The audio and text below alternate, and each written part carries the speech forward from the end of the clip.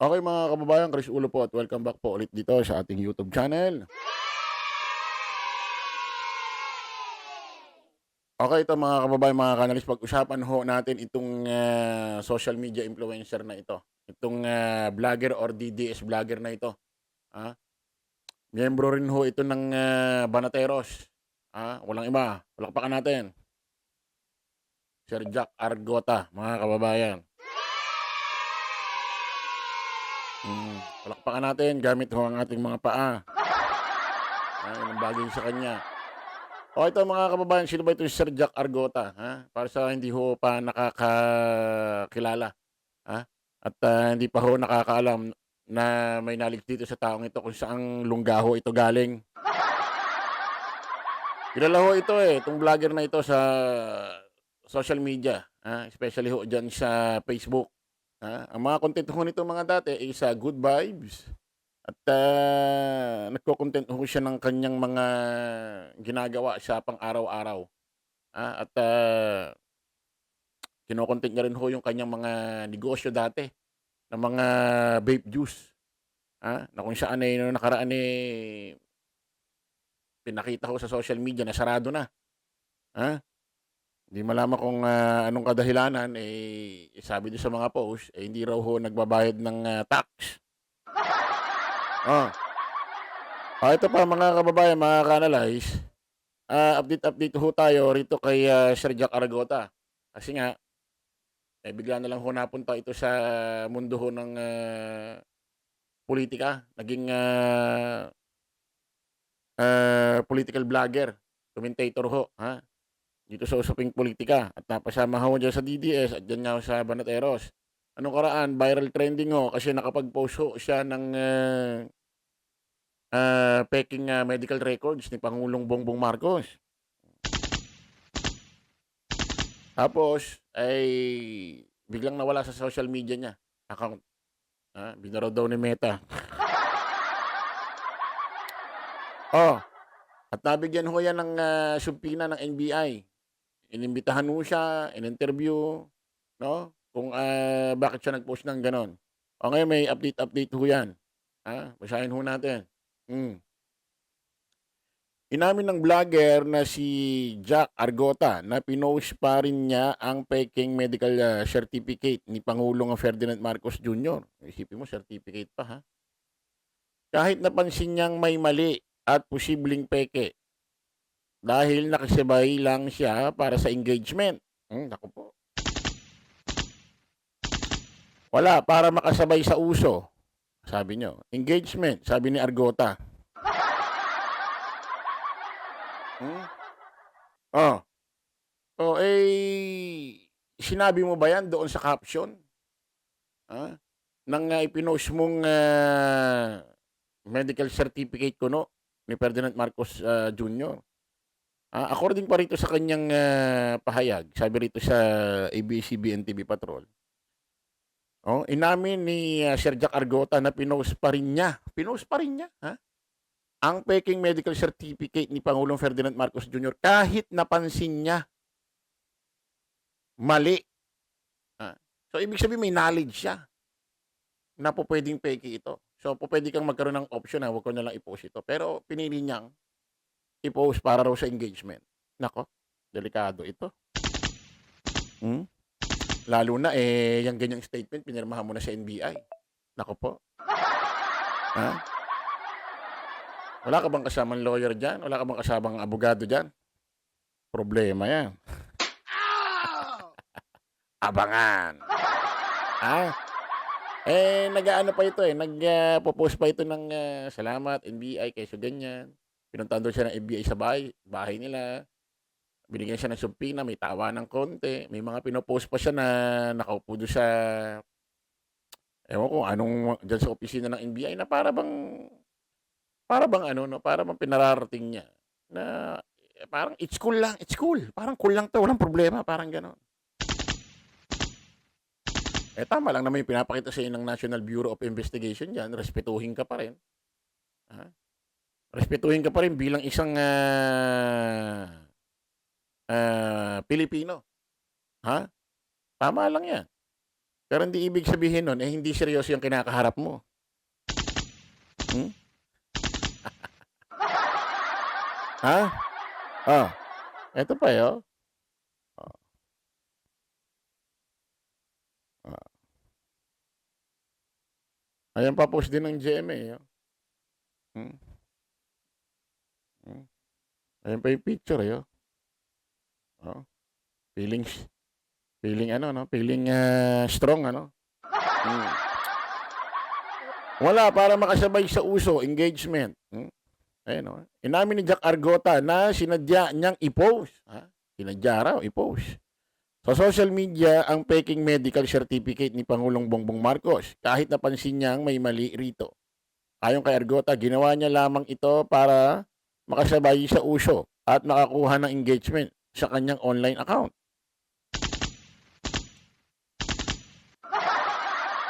Alam niya raw. Ha?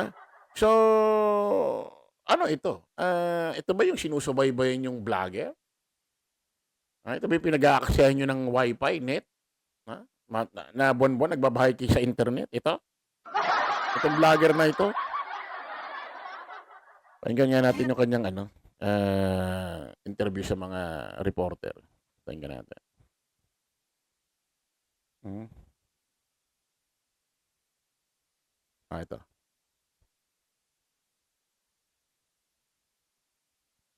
Humarap sa NBI Cybercrime Division ang vlogger na nagpakalat ng peking medical records ni Pangulong Bongbong Marcos. Live mula sa Pasay City, nangunguna sa balita si Gio Robles. Gio, anong paliwanag ng vlogger? Sir Jiggy, for the views lang. Yan Nako po. ang inamin ng vlogger na si Jack Argota. Kaya nag-post siya ng peking medical records ni Pangulong Bongbong Marcos. Anya, hindi naman verified itong dokumento na ito at ginamitan niya ng AI. Kaya naman, Nako po. ipinasabi na siya ng NBI at kanina humarap siya sa tanggapan ng Cybercrime Division. Nagsorry si Argota at inamin na dala lang siya ng kanyang emosyon. Pakinggan natin ang bahagi ng kwento na yan ng vlogger. May mali ako. Nag-ano, umiyak kasi siya. Pero hindi ko pinagsusiyan. Hindi ko alam na Elke. Kasi ang dami nag-post eh. Kala ko, legit eh. Kasi nakasabay na ako. Hindi ko naman alam.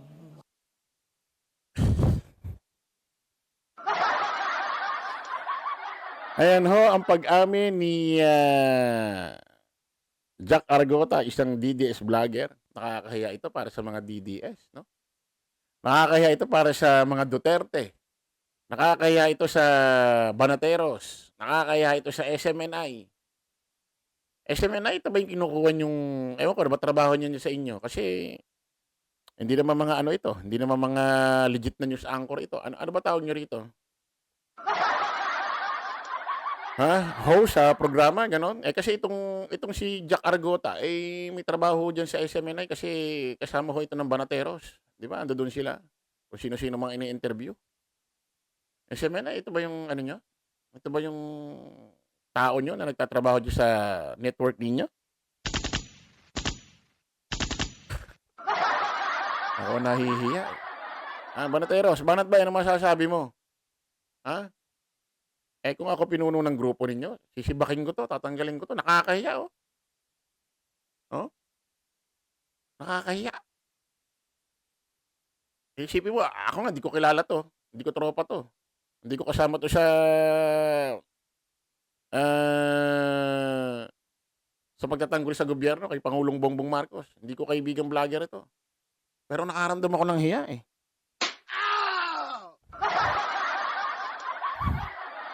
Ano to? Ha?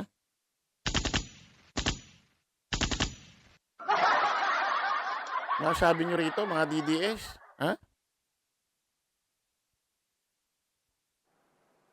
Sir Jiggy, linawin lang natin na wala pang formal na Oo. reklamo, even kaso against Jack Argota habang gumugulong pa ang investigasyon ng NBI Cybercrime Division. Pero bago yan, nauna nang sinampahan ng cyber libel complaint ang ilang personalidad gaya nga ng dating broadcaster na si Jay Sonza at isa pang vlogger na si Eric Celis dahil nga rin sa pagpapakalat ng maling impormasyon kaugnay sa kalusugan ni Pangulong Bongbong Marcos. ayon sa NBI, hindi naman masama na batikusin ang gobyerno Correct. o di kaya maglabas ka ng saloobin mo sa social media as long as wala kang nilalabag na batas. Narito, pakinggan natin ang pahayag ng NBI Director na si Attorney Lito Magno.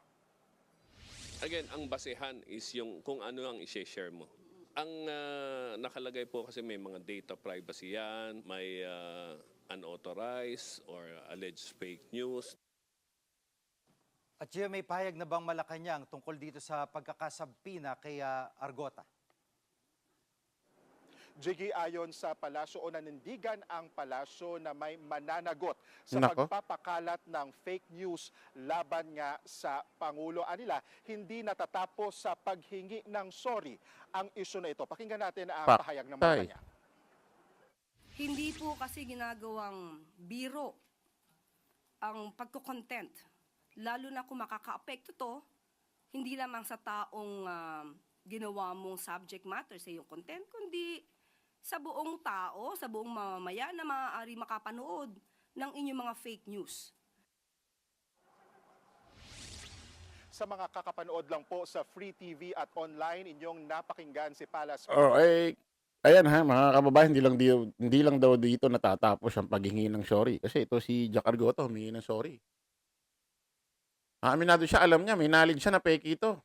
Bago niya pa i-post. Pero pinost pa rin. For the views, ha? Or for the engagement. Ano masasabi niyo rito? Ha? Kumakalat daw yung sa social media. Di yung kumakalat, i-post mo, screenshot mo, sabi mo, kumakalat to sa social media. Totoo ba ito? Di ba? Hindi eh. Kung ano-ano kinaption mo, meron ka pang sinabing word na bastos doon. Hindi ko na lang sasabihin kung ano. Na ano ni BBM. Di ba? Nasabi mo ano ni PBBM, ganito, ganyan. Tapos ginamitan mo ng AI. Kung ano lumabas doon, yun yung nasa caption mo. Anong klaseng vlogger ito? Ano masasabi nyo rito? Ha? Nagmukha ako tuloy tanga. Nakakahiya, Brad. Ha? Ano mo?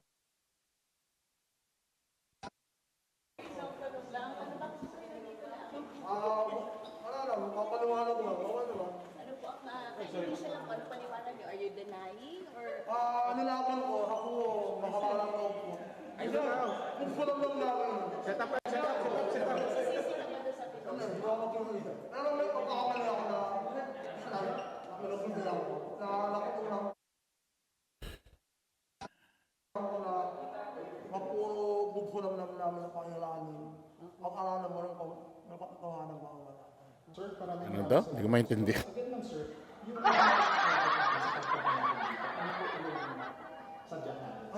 Papaliwanag lang. Ang awa naman ng Diyos na unawaan ako. Maninaw lang. Okay naman.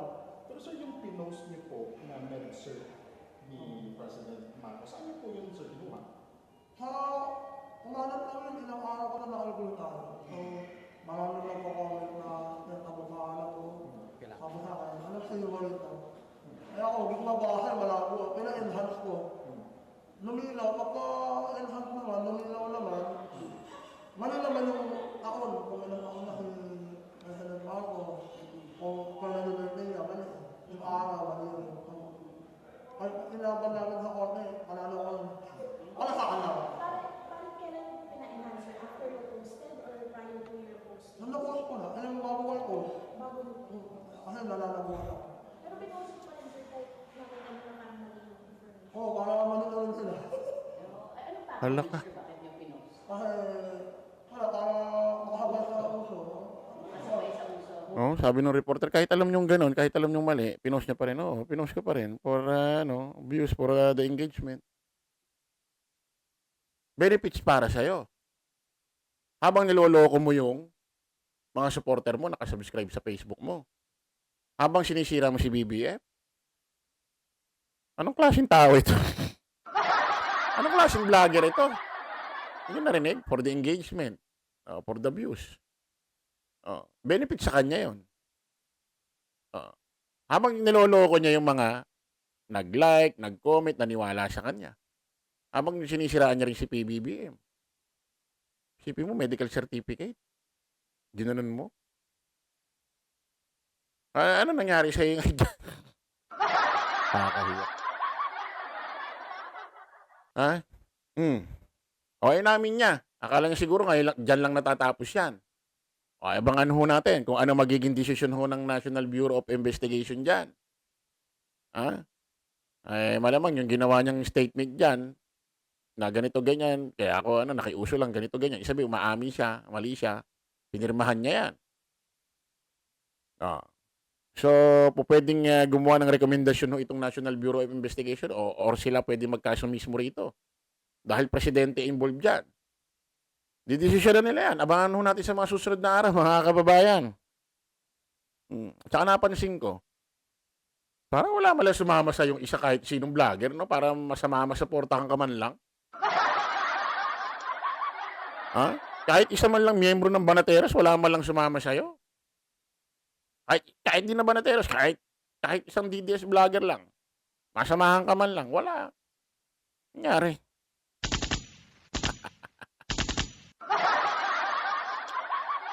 Ay, nako. Ano, Banat Bay? Ha? Sabi mo, pag tama, palagpakan, pagka mali, banatan. Ano, babanatan mo na to? Sisibakin mo na? Ha? Ano SMNI? Nangyari na. Nakakahiya kayo dyan. Okay, kita-kita ulit tayo sa panibagong vlog. Bye-bye po.